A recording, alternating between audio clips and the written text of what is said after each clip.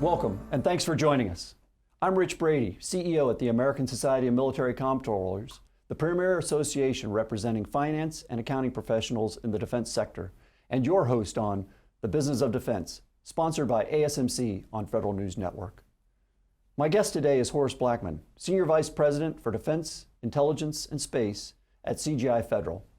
CGI Federal is a wholly owned subsidiary of CGI Incorporated. Since 1976, CGI has supported the federal government to achieve comprehensive, scalable, and sustainable IT and business goals, focused on 5 broad areas: digital transformation, citizen engagement, operational excellence, protecting America's assets, and the federal workforce of the future. CGI Federal has grown over recent years, both organically and through strategic mergers and acquisitions, becoming a top 75 federal contractor by revenues. We are excited to have Horace on the show to tell us how CGI Federal got here, what he sees as the strengths, weaknesses, opportunities, and threats of the defense sector right now, and where CGI Federal is headed in the future. Horace, welcome to the show. Rich, thank you very much for having me. It's a pleasure to be here. Absolutely.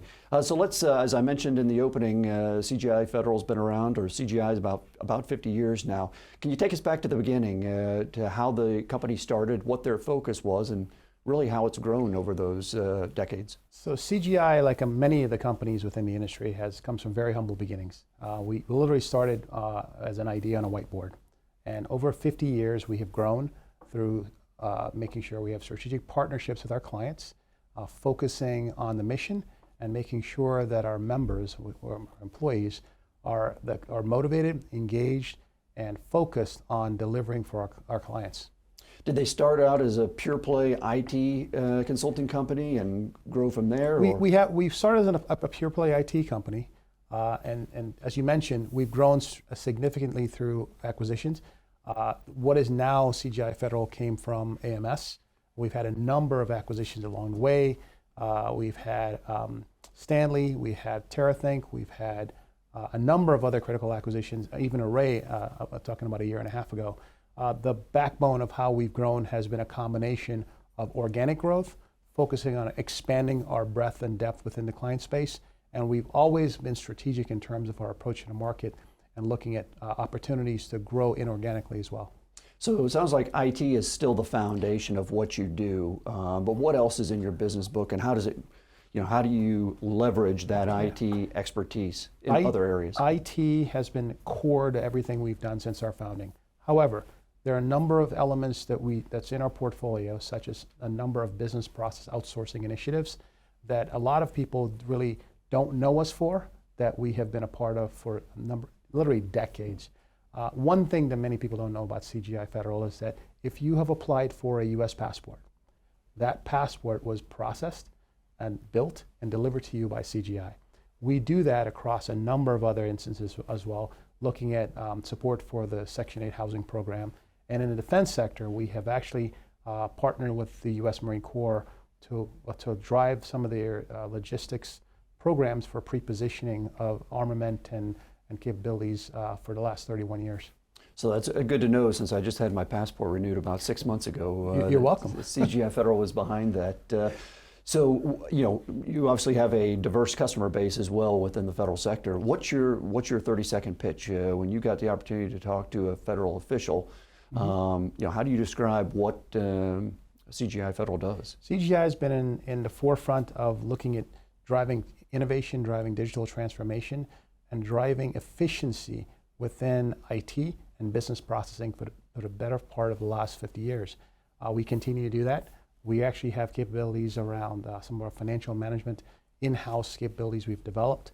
There are a number of other things that we do across things like Homeland Security with the continuous diagnostics and mitigation program. We've done the financial management program for the Department of Veterans Affairs, as well as a number of clients we've had for a long, long time. So CGI has been at the forefront of providing mission-ready and mission-capable support for federal clients for the better part of the last 50 years we've been in business. So you talked about want to get a little bit into your strategy and your growth strategy over the years, some organic growth, some mergers and acquisitions. What would you say then is your competitive advantage, compared to other companies in this area? Our competitive advantage really focuses on our three stakeholders and our ability to optimize our value proposition across those three stakeholders. We put a lot of focus on our clients. We own their mission as if it was as our own. We focus on building our member base. We call our employees members. And that's a big difference in philosophy and culture that go with that. We focus on developing and providing an enriching experience for our members. And it's not uncommon that the average tenure within our members at CGI spans decades, which is very different from what you see within the federal market. The third is our shareholders. We focus on delivering value for our shareholders. We've done a really good job of doing that over the last in the entirety of the company, all 50 years, and that's something we focus on. We feel that the focus on our three stakeholders go hand in hand with each other, and in terms of what makes us different is our focus, our engagement, and our ability to deliver value not just for our clients but for our company as well. Now, as we understand, CGI Federal is a wholly owned subsidiary of CGI, which is a Canadian company. Can you talk a little bit about that organizational structure? Yes. So having a parent company that is a foreign-owned company requires us to do some things a little differently. We operate under what's called a special security arrangement, or an SSA. Now, that's not uncommon. We have a number of other companies that do that. And what that means is that a lot of the management, the decision making, up to our board is actually U.S. owned and U.S. managed. That is a critical component to make sure that the safeguarding of information assets and the protections live within the applicable laws and regulations to make sure we can actually do work for the federal government, especially in areas like defense, intelligence, space, homeland security, and others. Does it limit some of the work that you can do, or does it affect some of your teaming partners who you decide to work with? Not at all. The SSA is structured in such a way where it gives us the flexibility to prosecute the full scope of the book of business available to us. It does not limit us in any way, shape, or form in terms of our ability to partner, our ability to build an ecosystem of small business partners, et cetera, or pursue business within any client space that's available to us. So from the customer perspective, this is completely transparent. The customers will, in terms of how we operate, the customer sees no difference between us and anybody else. Great. I want to talk a little bit about the customers a bit, what you're seeing kind of in the federal landscape right now. Maybe in two different areas. One are the strengths and opportunities, and others are the weaknesses and threats within the marketplace right now. So where would you like to start? Strengths and opportunities? You know, someone told me a long time ago that the federal IT and the federal government sector is quote unquote recession proof, right? I've learned to not know what that means, because we have certainly ups and downs in this market. But we are in a growing market. The federal government is seeking to transform their business processes, leverage technology to increase their effectiveness and their efficiency. We're seeing that continue to be their critical component to their mission going forward. We don't see that slowing down in any way, shape, or form. Federal budgets continue to grow. The focus on citizen services continues to be there. And we have some critical and emerging challenges that requires us to make the requisite investment to be able to take on those challenges. Whether it's military intervention, and we have conflicts across, we have now 2 conflicts actively engaged across Africa and Europe. We have critical threats that we're positioning for in other theaters. And when it comes to the Department of Defense, a year-old beat, really there are 3 things that drive it. Force readiness, modernizing the legacy infrastructure, including systems, including platforms, et cetera, and increasing and improving force readiness. The mission, those 3 elements of that mission hasn't changed. We don't think it'll change, and we don't see a change in the horizon. Now, like any other business, there are challenges, and there are things that keep us all up at night.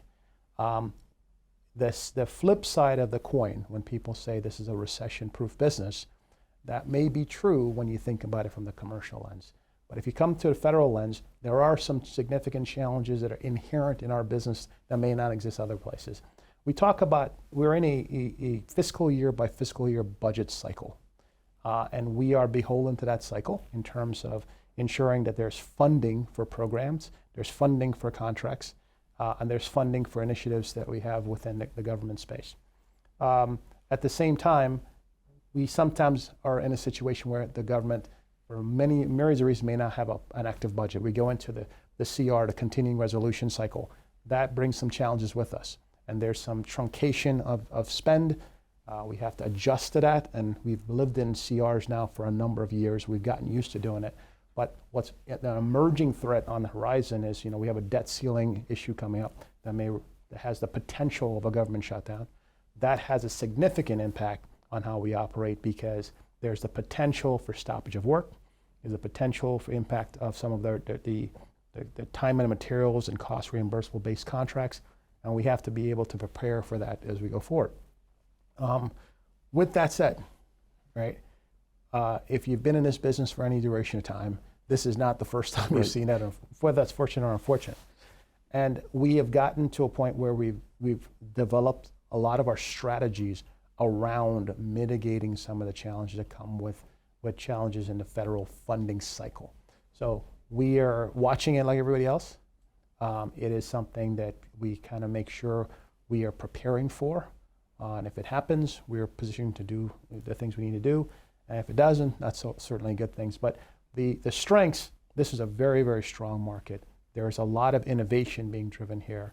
I think compared to our commercial counterparts in the commercial sector, I think there's more innovation being driven here because there's a need to provide support for mission critical areas of the government, whether it's defense, homeland security, veterans affairs, State Department, you name it. But there's some associated threats that are very unique and very different that can have a significant impact on how we operate. Horace, I'd like to get a little bit into your background. How did you get into this area, into the federal workspace and the IT space? So I came, when I graduated from college, I went into what was the burgeoning .com space at the time, spent some time at America Online, AOL, and that developed a passion in me for technology and the vision of what technology can do to change business and change the way we're doing it. Spent some time as a management consultant, and for the better part of the last, I'd say going on 25 years, which has been a very fast 25 years, I've been focused on the federal IT space. First within the healthcare space, I spent some time at the Department of Veterans Affairs, and that experience there drew me to the mission, and I've worked in the intersection of healthcare and defense for the entirety of that 25 years. For me, the focus, I have a passion around helping to transform how the government does business by leveraging technology. And I've been very fortunate to have worked with a number of great organizations. Being a part of CGI has been a phenomenal experience to date. We're able to take a lot of the technology, whether it's been developed in the commercial arena, whether it's been developed within the federal space, and really analyze some of the emerging technologies to be able to help to transform how we do business. A good example of that is CGI. We've been working with the U.S. Marine Corps for the last 31 years to develop a program called MCPIC, the Marine Corps Platform Integration Center down at Blunt Island in Florida. That's a great example because it's inherently an incredibly labor-intensive process of inventorying supplies, equipment, et cetera, that's going on and off pre-positioning ships to be deployed. And in the old days, you'd have a Lance Corporal, Marine Corps Lance Corporal with a clipboard checking things off as it comes on and off the ship. By leveraging technology such as RFID, looking at now 5G and other capabilities, we can not only rapidly inventory what's going on off those ships in a fraction of the time, we can account for all of it because we don't have the human error associated with someone checking off a clipboard of what's going on off the ship. Secondly, by leveraging things like RFID, you can smart tag things, and you can actually use that technology to be able to tell not just whether a Humvee came on and off the ship, but we can tell whether or not the tires on that Humvee needs to be changed, or all the oil needs to be changed, or what the maintenance cycle on a lot of those assets are. And from there, we can leverage things such as robotics. So the inventory In the warehouses, we've taken that out of the hands of a human being, and we have a robot that can actually circle the warehouse at night, take inventory, account for what's there. In one instance, between the delta between the legacy process and the new process, there was a $12 million worth of equipment instantly found. Because it was instantly there, it was actually there all along. We're just able to find it because the technology was able to do that. That's an example of leveraging emerging technology to support a mission that had been there for a long time. And not just support the mission, but improve the quality of that mission.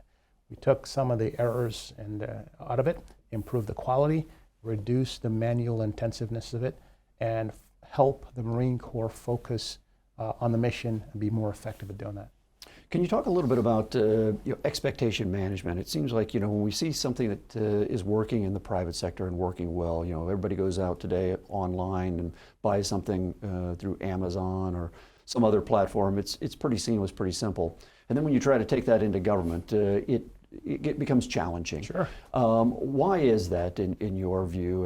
And does that create, again, challenges from an expectation standpoint, from a customer standpoint that, hey, I can get this in the private sector, why can't we get it in government? Is there an issue with scalability? Is it an issue with rules, regulations, policies? Is it cyber related? What's the challenge? Well, really the challenges come down to three things, and you hit on one of them. One is scale. Even organizations as large as places like Amazon and some of the major retailers and fulfillment places you have, as large as we think they are, the federal government is literally orders of magnitude larger. And if you scale those things, the processes break down, and it leads to inefficiency, and the cost would go up significantly.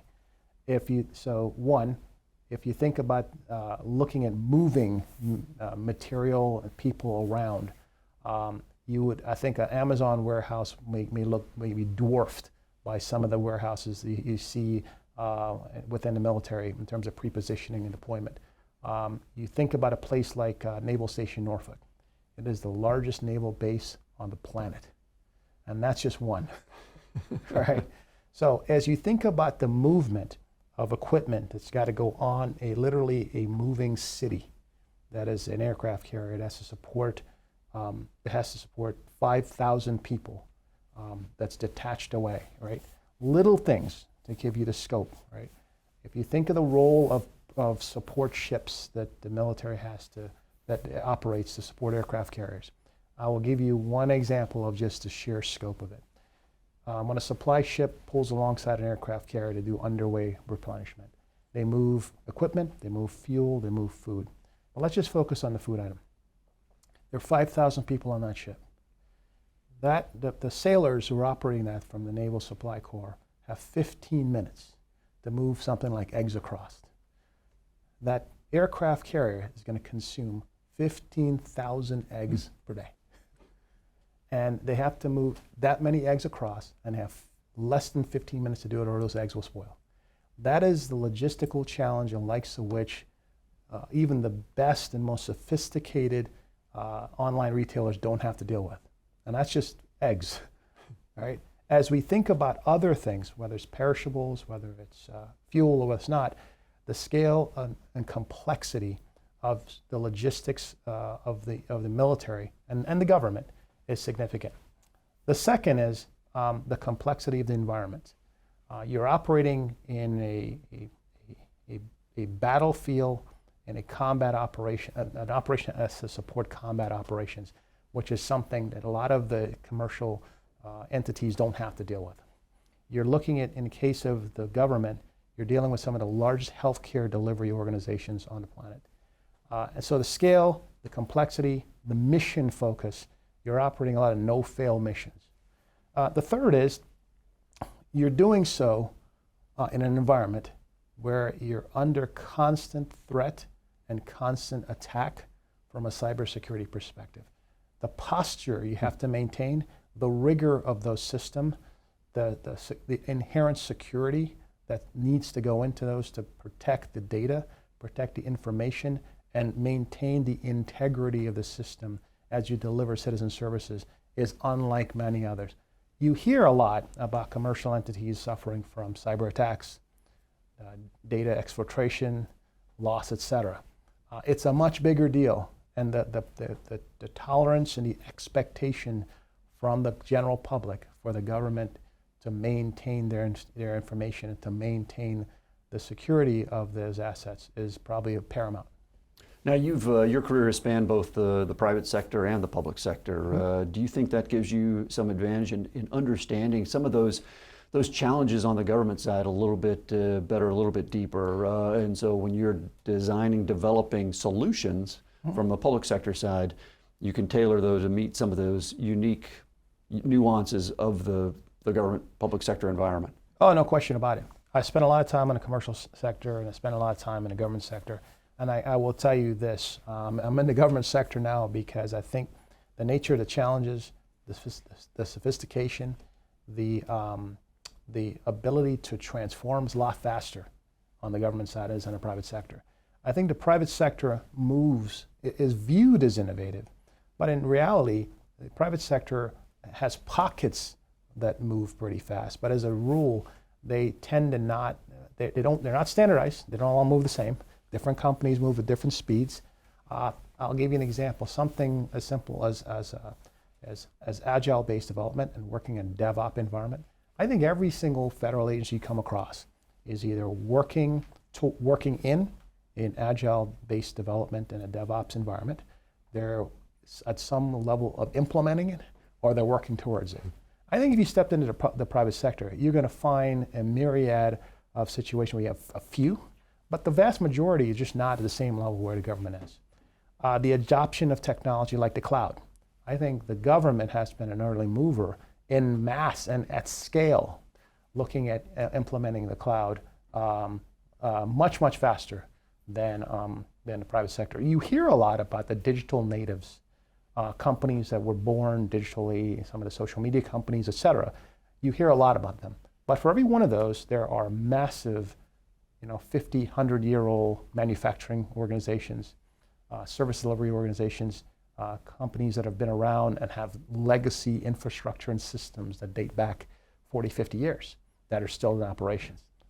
So I think understanding where the technology is from an emerging perspective is really helpful, and that's what you get from the private sector perspective.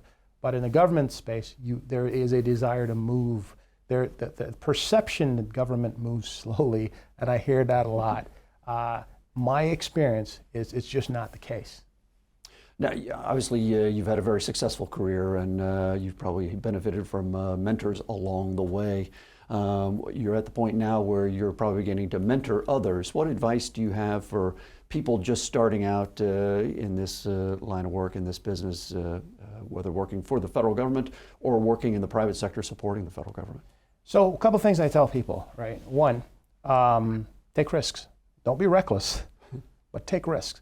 Try something that might not sound so exciting. You might find that it actually is when you get into it. That's the first thing. Two, it is a marathon, not a sprint.